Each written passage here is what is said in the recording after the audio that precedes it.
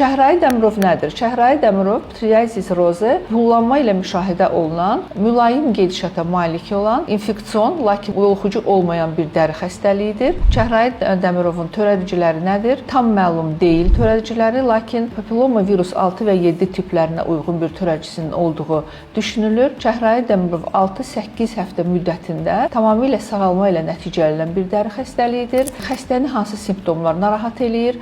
Qaşınma, lakin qaşınma bəzi xəstələrdə nəzərə çarpacaq dərəcədə şiddətli, bəzilərində isə heç olmaya bilər və dəridə artmağa doğru meylli olan, yəni ilk əlaməti nədir? Ana lövhənin üzəri qabıqlı şəkildə olan, siqaret kağızı kimi bükülmüş ana lövhənin qəfil meydana çıxması və irəliləyən günlərdə ölçüləri xırdalanmağa doğru gedən yeni çəhrayı səpkilərin meydana çıxması ilə xarakterizə olunur. Çəhrayı Dəmirov yoluxucudurmu? Xeyr, yoluxucu deyil. Mülayim gedişata malikdir dediyimiz kimi.